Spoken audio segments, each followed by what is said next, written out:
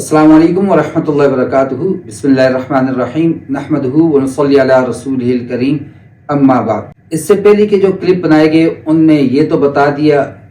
کہ نماز کے لیے امام ہم کس کو چنیں گے،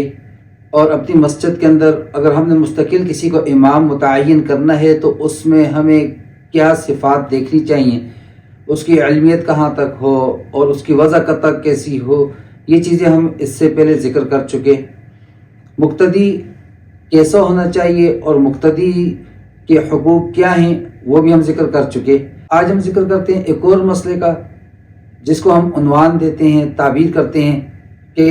کس کے پیچھے نماز نہیں ہوتی، یا کیا میں ان کے پیچھے نماز پڑھوں تو میری نماز ادا ہو جائے گی۔ تو آتے ہیں اب اس مسئلے کی طرف۔ امام کی صفات تو ہم نے ذکر کر دی، حدیث بتا دی، آپ صلی اللہ علیہ وسلم کے فرمان مبارک کا مفہوم کہ اقرأہم، جو سب سے زیادہ قرآن بہتر جانتا ہو، پھر جو سنت کا سب سے زیادہ واقف ہو، پھر اس کے بعد جو ہجرت میں مقدم ہو، پھر جو ایمان کے اندر مقدم ہو۔ یہ درجات تو آپ صلی اللہ تعالی علیہ وسلم نے متعین فرما دیے، اور پھر صاحب نور الایضاح نے مزید جو شرائط لکھی وہ بھی بیان ہو چکی تھی۔ تو اب ایسا کون سا امام ہے جس کے پیچھے نماز نہیں ہوتی، یا کن لوگوں کی نماز کن کے پیچھے نہیں ہوتی، اس کو دیکھ لیتے ہیں۔ پہلی چیز ہم اس ویڈیو کے اندر بھی ذکر کر چکے کہ نابالغ کے پیچھے کسی بالغ آدمی کی نماز نہیں ہوتی۔ بالغ آدمی نماز پڑھ رہا ہے اور آگے کسی نابالغ کو کھڑا کر دیا، اگرچہ وہ قرآن اس سے زیادہ جانتا ہے، اگرچہ میں نے کل بھی عرض کر دیا تھا، اگرچہ میں نے پچھلی ویڈیو میں بھی یہ چیز عرض کر دی تھی کہ وہ حافظ قرآن ہو، قاری قرآن ہو، ترجمہ بھی اس کو آتا ہو، بچے کو مسائل نماز بھی آتے ہوں، لیکن وہ بچہ ہے، نابالغ ہے، عمر بھی اس کی بلوغت والی نہیں ہے، اور بلوغت کی کوئی علامت بھی ظاہر نہیں ہے۔ یہ دونوں باتیں اس لیے ذکر کر رہا ہوں، بسا اوقات بچہ 15 سال کا ہو جاتا ہے لیکن بلوغت کی کوئی علامت ظاہر نہیں ہوتی۔ تو بچے کی بلوغت کی عمر بھی نہیں ہے، اور بچے پر بلوغت کے کوئی آثار بھی نہیں، کوئی داڑھی مونچھ نظر نہیں آ رہی، کوئی اس کے آواز کے اندر نہیں کوئی تبدیلی ہوئی، کوئی اس کے قد و قامت کے اندر تبدیلی نہیں ہوئی، تو کوئی بھی صورت نظر نہیں آ رہی اس کی بلوغت کی۔ اب ایسے بچے کو وہ حافظ قرآن ہے، قاری قرآن ہے، ترجمے پر اس کو عبور حاصل ہے، قرآن کی تفسیر کو سمجھ رہا ہے، مسائل نماز سے واقف ہے، اس کے پیچھے بالغ آدمی کی نماز نہیں ہوتی۔ دوسرا، اگر مرد موجود ہے، عورت امامت کروا رہی ہے، تو عورت کی امامت میں مرد کی نماز نہیں ہوتی۔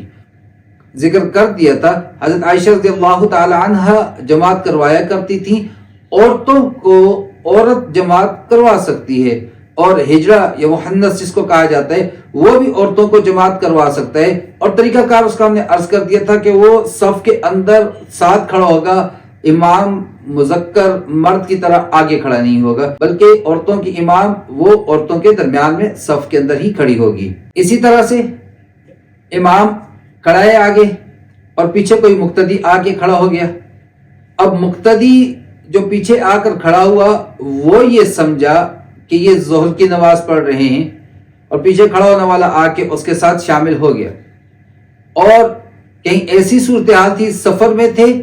اور ظہر کی نماز ادا کر چکے تھے، اور کچھ دیر وقفہ کرنے کے بعد عصر کا وقت داخل ہوا، عصر کی نماز وہ جماعت کروا رہے ہیں، اب ظہر کی نماز بھی قصر ہے 2 رکعت اور عصر کی نماز بھی قصر ہے 2 رکعت، پیچھے آ کے وہ آدمی کھڑا ہو گیا، اس نے نیت کر لی، اب دونوں کی نماز کی وقت ایک نہیں ہے، متحد نہیں ہے، ایک عصر کی نماز پڑھا رہا ہے اور ایک ظہر کی نماز پڑھ رہا ہے، تو ان دونوں کی نیت کے اختلاف کی وجہ سے، نماز کے اختلاف کی وجہ سے ان کی جماعت نہیں ہوگی، اس پیچھے مقتدی کی نماز ادا نہیں ہوگی، اس امام کے پیچھے اس کی نماز نہیں ہوگی۔ اسی طرح نماز بھی ایک ہونی ضروری ہے،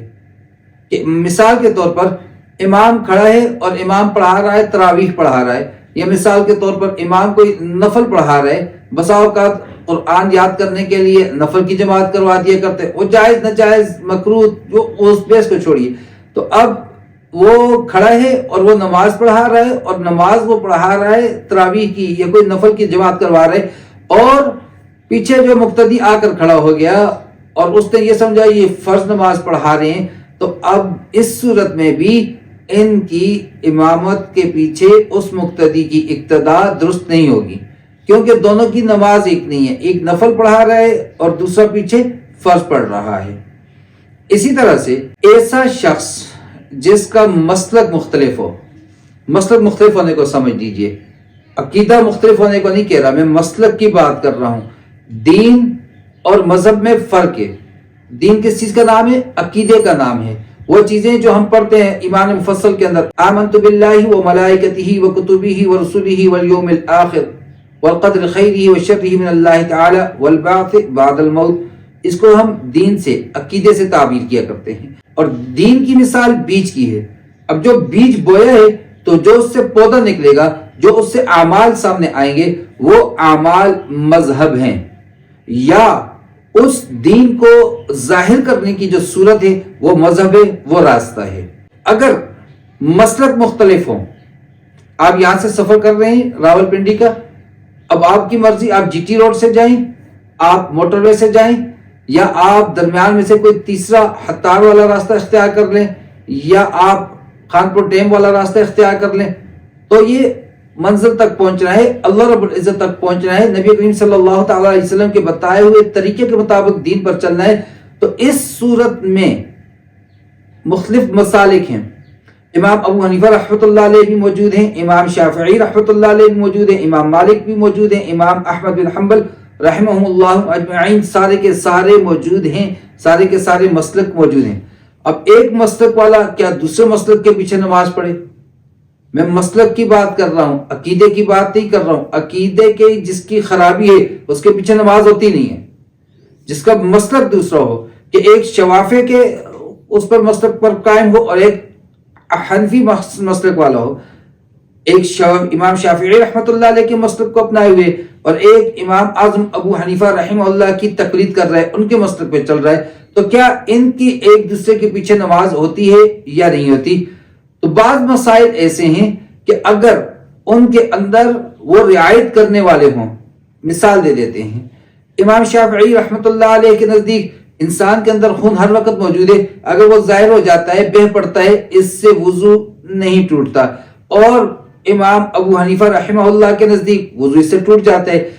اب کوئی شخص ایسا تھا کہ وہ مصلی پر کھڑا ہوا، شافعی مسلک کا تھا، اور اس کے دانتوں سے خون آ گیا، یا چلتے چلتے کہیں کوئی کیل کچھ لگ گیا، کانٹا لگ گیا، خون نکل گیا، ظاہر ہو گیا، اور ظاہر ہونے کے بعد اپنی جگہ سے آگے چل پڑا، وہ تو نماز پڑھا رہے، اس مسلک کے مطابق نماز ادا ہو رہی ہے۔ یہ جو پیچھے کھڑا ہے حنفی مسلک والا، اس کے مسلک کے مطابق نماز ادا نہیں ہوگی، لہذا بہتر یہ کہ یہ اپنے مسلک والے کے پیچھے ہی نماز پڑھے۔ اسی طرح امام ابو حنیفہ رحمہ اللہ کے نزدیک کسی شخص نے وضو کرنے کے بعد نماز کے لیے نکل رہا تھا، مثال دے دیتے ہیں، راستے میں اس کی زوجہ کھڑی تھی اور اس کو اس نے چھو لیا، شرارت کر لی، کوئی بوسہ دے دیا، کوئی پیار کا کوئی اظہار کر دیا، اور جا کے نماز پڑھ رہا ہے، پڑھا رہا ہے، تو اس سے عورت کو چھونے سے، بیوی کو چھونے سے اس کا وضو نہیں ٹوٹتا، یہ احناف کا مذہب ہے، اور امام شافعی رحمۃ اللہ علیہ کے نزدیک وضو ٹوٹ جاتا ہے۔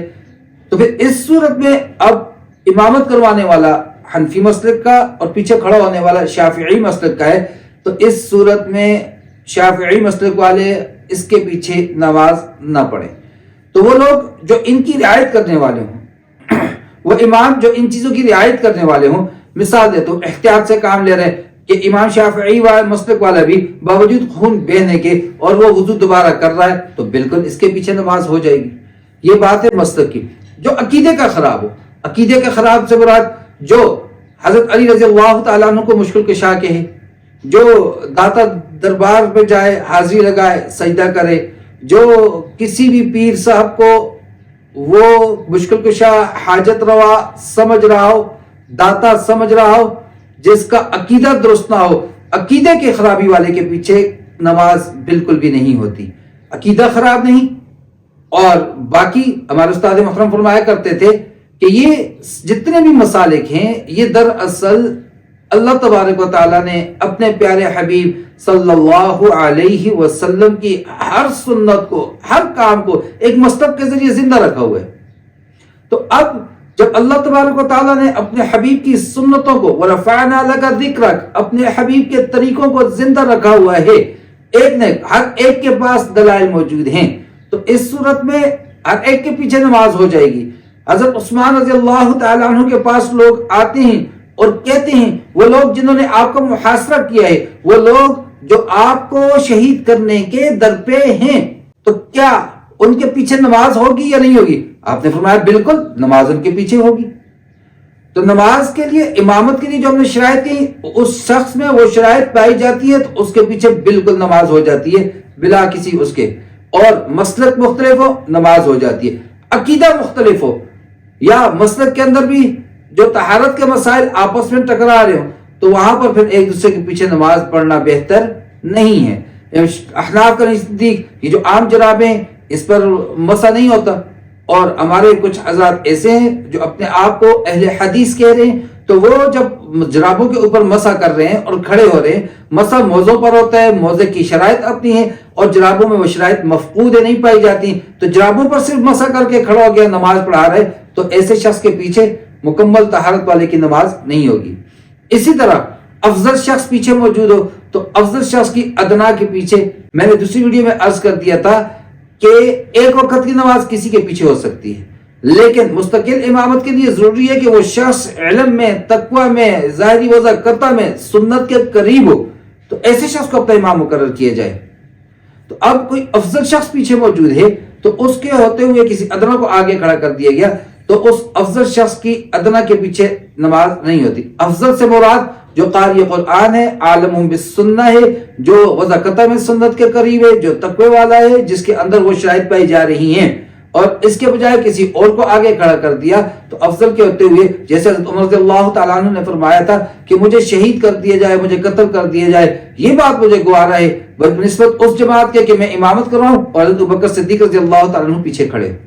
لہٰذا ان میں کہیں پر یہ جتنی بھی آپ کے سامنے ذکر کی کہ بالغ کی نابالغ کے پیچھے نماز نہیں ہوتی، اس طرح مقتدی اور امام کی نیت ایک ہونا، وقت کا ایک ہونا، نماز کا ایک ہونا، اسی طرح سے مسلک میں بھی احتیاط والے ہوں تو ایک مسلک والے کی دوسرے مسلک کے پیچھے نماز ہو جاتی ہے، اگر احتیاط نہ کر رہے ہوں اور اپنے مسلک میں بہت سختی والے ہوں تو پھر ایک مسلک والا دوسرے مسلک کے پیچھے نماز نہ پڑھے۔ اسی طرح سے جس کا عقیدہ خراب ہے اس کے پیچھے نماز نہیں ہوتی۔ اس میں کہیں پر یہ نہیں لکھا ہوا، کہیں پر یہ کتابوں کے اندر فقہاء نے یہ نہیں بتایا کہ جی بس میری ان سے ناراضگی ہے اور میں ان کے ساتھ میری لگتی نہیں ہے اور یہ مجھے اچھے نہیں لگتے اور یہ خوش آواز نہیں ہے اور جی انہوں نے یہ اس موقع پہ مجھے ایسا کہہ دیا تھا۔ اگرچہ امام کے لیے مناسب نہیں کہ وہ اپنے مقتدیوں کے ساتھ کوئی غلط رویہ رکھے یا ان کے ساتھ وہ فساد پھیلاتا پھرے، لیکن یہ ذاتی ترجیحات کے اوپر کسی کے پیچھے نماز پڑھنا نہ پڑھنا،